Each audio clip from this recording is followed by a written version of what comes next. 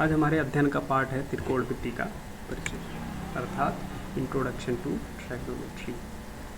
आप पिछली कक्षाओं में त्रिभुजों, विशेष रूप से समकोण त्रिभुजों के बारे में अध्ययन कर चुके हैं। आइए हम अपने आसपास के परिवेश से कुछ ऐसे उदाहरण लें जहां समकोण त्रिभुजों के बनने की कल्पना की जा सकती है। उदाहरण के लिए हम इसको जो है विभिन्न उदाहरणों के ज़रिए हम इसको समझने की कोशिश करेंगे। पहला जो एग्जाम्पल है, उदाहरण है, हम यहाँ पे क्या है, मान लेते हैं कि एक स्कूल के जो छात्र हैं वो क्या है, कुतुब मीनार देखने गए। अब यदि कोई छात्र मीनार के शिखर को देख रहा हो तो एक समकोण त्रिभुज के बनने की कल्पना हम यहाँ पे कर सकते हैं। जैसा कि आप जो चित्र है 8.1 उसमें आसानी से आप ये जो समकोण त्रिभुज बन रहा है उसको देख सकते हैं। तो सवाल ये उठता है कि क्या हमारे पास कोई ऐसी टेक्निक है, ऐसी कोई विधि है जिससे हम क्या है, मीनार की ऊंचाई बिना मापे ही क्या करें, ज्ञात कर सकें। ठीक है, तो ये सारे सवाल हैं यहाँ पे।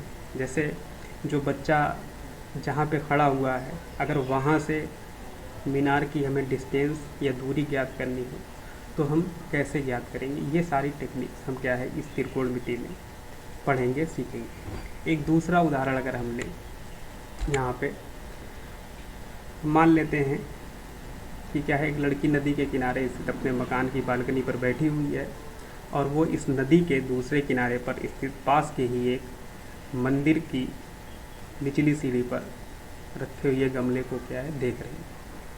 इस स्थिति में एक समकोण त्रिभुज बनने की कल्पना की जा सकती है, जैसा कि आप चित्र में देख सकते हैं। यदि आपको वो ऊंचाई ज्ञात हो जाए जिस पर लड़की बैठी हुई, यानी मकान है, मकान की बालकनी पर लड़की बैठी हुई है और ज़मीन से जहाँ पर लड़की बैठी हुई वहाँ की ऊंचाई अगर आपको ज्ञात है तो क्या आप नदी की चौड़ाई ज्ञात कर सकते हैं। सवाल यहाँ भी उठता है, मतलब हमें मापना नहीं है, हमारे पास कोई ऐसी टेक्निक या कोई ऐसी विधि है, कोई तकनीक है जिससे हम क्या है, इस नदी की जो विड्थ है, जो चौड़ाई है, उसको आसानी से हम क्या करें, ज्ञात कर सकें। एक तीसरा एग्जाम्पल अगर हमने मान लीजिए कि एक गर्म हवा वाला गुब्बारा है और वो हवा में क्या है, उड़ रहा है।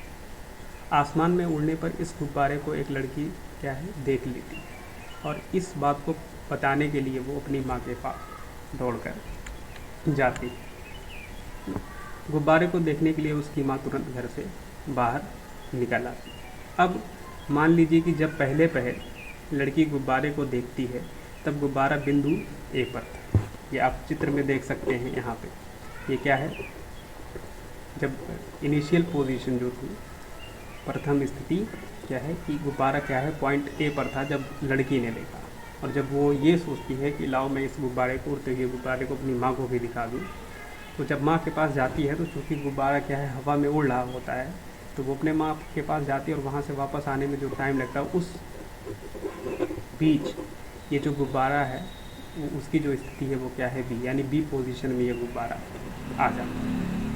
ठीक है, अब यही है, जब माँ बेटी दोनों ही गुब्बारे को देखने के लिए बाहर निकल कर आती हैं तब तक गुब्बारा एक अन्य बिंदु बी तक आ चुका होता है। क्या आप ज़मीन के उस स्थान से जहाँ माँ और बेटी दोनों खड़ी हैं बी की ऊंचाई ज्ञात कर सकते हैं। यानी जो ये एक तरह से जो ये डिस्टेंस है, यानी कि ये माँ और बेटी दोनों हैं और यहाँ से ये बी, ये जो डिस्टेंस है, क्या इसको आप ज्ञात कर सकते हैं। ठीक है, तो अब यहाँ से ऊपर अभी हमने देखा बहुत सारी स्थितियाँ बनी, समकोण त्रिभुज बने। उसमें कहीं हमने क्या है, कुतुब मीनार की ऊंचाई को पता करने के लिए हमने पूछा कि हम कैसे पता करेंगे। कभी हम जो नदी थी उसकी चौड़ाई अगर हमें ज्ञात करनी है बिना मापे तो हम कैसे ज्ञात करेंगे। और यहाँ से ये जो तिर्यक डिस्टेंस है ना, तिर्यक ऊँचाई है, उसको अगर हमें ज्ञात करना हो तो हम कैसे ज्ञात। तो इन सारे सवालों का जवाब हम त्रिकोणमिति नामक गणित की एक शाखा के अंतर्गत क्या है, जवाब ढूंढेंगे और त्रिकोणमिति को ही लागू करके हम क्या है, इन सारे जो दूरियां हैं, इन सारी जो दूरियां हैं, ये जो दूरियां, इनको हम क्या है, आसानी से ज्ञात कर सकते हैं। अंग्रेज़ी शब्द ट्राइग्नोमेट्री, इसका जो ओरिजिन है या जो व्युत्पत्ति है वो ग्रीक शब्दों ट्राई का मतलब होता है 3 और गॉन जिसका अर्थ होता है भुजा, और मेट्रॉन जिसका अर्थ क्या है माँ, इसी से हुई। इन तीनों शब्दों से क्या है तरह से हम कह सकते हैं कि ट्राइग्नोमेट्री जो शब्द है उसका क्या है जन्म। वस्तुतः त्रिकोणमिति में एक त्रिभुज की भुजाओं और कोणों के बीच के संबंधों का अध्ययन किया जाता है। प्राचीन काल में त्रिकोणमिति पर किए गए कार्य का उल्लेख मिस्र और बेबीलोन में मिलता है। प्राचीन काल के खगोलविद त्रिकोणमिति का प्रयोग पृथ्वी से तारों और ग्रहों की दूरियां मापने में करते थे। यानी त्रिकोणमिति आज कोई ये नई ब्रांच नहीं है या कोई नया टॉपिक नहीं है मैथमेटिक्स में। ये क्या है, प्राचीन काल में भी इसका यूज़ होता था, लेकिन इसका यूज़ हम किस लिए करते थे, पृथ्वी से तारों और ग्रहों की जो दूरियां थी उनको मापने में हम क्या है करते थे। आज भी इंजीनियरिंग और भौतिक विज्ञान में प्रयुक्त अधिकांश प्रौद्योगिकीय उन्नत विधियाँ त्रिकोणमितीय संकल्पनाओं पर ही आधारित है। इस अध्याय में हम एक समकोण त्रिभुज की भुजाओं के कुछ अनुपातों का उसके न्यून कोणों के सापेक्ष अध्ययन करेंगे, जिन्हें कोणों के त्रिकोणमितीय अनुपात कहते हैं। यानी कि यहाँ जो त्रिकोणमितीय अनुपात है तो वो क्या है, एक तरह से जो समकोण त्रिभुज हैं उनकी किन्हीं दो भुजाओं का जो रेशियो होगा या किन्हीं दो भुजाओं का जो अनुपात होगा, हम उसी के टर्म में क्या है पढ़ेंगे। यहाँ हम अपनी चर्चा केवल न्यून कोणों तक ही सीमित रखेंगे, यद्यपि इन अनुपातों का विस्तार दूसरे कोणों के लिए भी किया जा सकता है। यहाँ तो हम जो हमारी जो अध्ययन का जो क्षेत्र है वो क्या है, खाली न्यून कोण है, और न्यून कोणों के सापेक्ष ही हम क्या है विभिन्न त्रिकोणमितीय अनुपातों पर चर्चा करेंगे। बाकी जो दूसरे कोण होंगे उसके लिए भी क्या है त्रिकोणमितीय रेशियो या त्रिकोणमितीय अनुपातों का अध्ययन हम कर सकते हैं, लेकिन वो आप हायर क्लासेस में पढ़ेंगे। यहाँ हम 0 डिग्री और 90 डिग्री के माप वाले कोणों के त्रिकोणमितीय अनुपातों को भी परिभाषित करेंगे। हम कुछ विशिष्ट कोणों के त्रिकोणमितीय अनुपात परिकलित करेंगे, यानी कुछ विशिष्ट कोणों के त्रिकोणमितीय अनुपात जो है ज्ञात करेंगे, और इन अनुपातों से संबंधित कुछ सर्वसमीकाएँ आइडेंटिटीज, जिन्हें त्रिकोणमितीय सर्वसमीकाएँ कहा जाता है, हम क्या है रिलेशन स्थापित करेंगे। अच्छा, एक चीज़ आइडेंटिटीज़ जो होती है वो क्या होती है, जैसे आपने क्या है a + b का whole square is equals to a square + 2ab + b square पढ़ा, तो ये क्या है आइडेंटिटी होती है। आइडेंटिटी या सर्वसमीका का मतलब ये है कि उसका जो लेफ़्ट साइड है और राइट साइड, उसमें हम अगर जैसे अभी मैंने जो एग्जांपल लिया, जो उदाहरण लिया a + b का whole square is equals to a square + 2ab + b square की बात की, तो इसमें a और b की हम कोई भी वैल्यू ले लें तो लेफ़्ट और राइट दोनों साइड आपस में जो उनकी वैल्यू आएगी वो क्या आएगी, समान आएगी, सेम आएगी।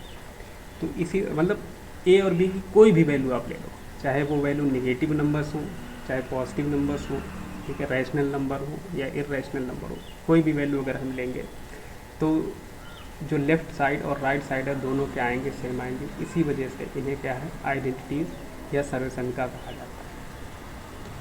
त्रिकोणमितीय अनुपात, आइए हम एक समकोण त्रिभुज ABC लें, जैसा कि आप बगल के चित्र में क्या है देख सकते हैं। यहाँ कोण CAB या शार्ट में इसको हम कोण C भी क्या है लिखते हैं, एक न्यून कोण है। कोण A के सापेक्ष भुजा BC की स्थिति पर ध्यान दें अगर, तो ये भुजा कोण A के सामने है ना, ये कोण A आपको दिख रहा होगा, ये कोण A है, और इसकी जो सम्मुख भुजा है वो क्या है BC है। इस भुजा को हम कोण A की सम्मुख भुजा क्या है कहेंगे। भुजा AC जो है समकोण त्रिभुज का क्या है कर्ण। यहाँ थोड़ा सा क्या है टाइपिंग मिस्टेक है त्रिभुज में कहीं कहीं, तो आप आसानी से मुझे लगता है समझ सकते हैं, है ना।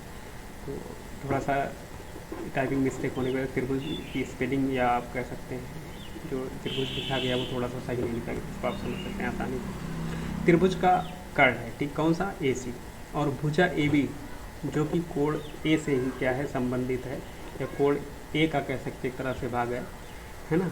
तो इसे हम क्या है कोण A से संलग्न भुजा कहेंगे। तो दो भुजाएं भी यहाँ हमने देखी, एक क्या है बी सी है, ठीक है, जो कि कोण ए के सम्मुख भुजा है, और दूसरी भुजा जो है वो क्या है, ए बी है, जो कि कोण ए से संलग्न भुजा है।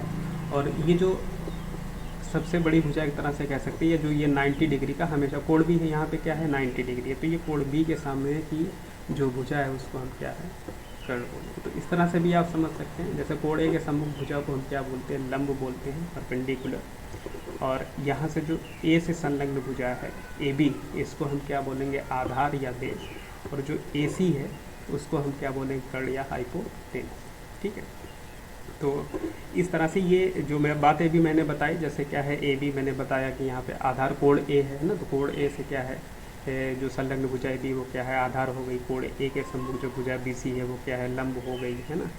और इस लंब या इंग्लिश में इसको आप परपेंडिकुलर कह सकते हैं। और जो 90 डिग्री का एंगल है उसके सामने की जो साइड है, जो भुजा है, उसको आप क्या बोलोगे, कर्ण बोलोगे, इंग्लिश में आप कह सकते हैं हाइपोटेनस, ठीक।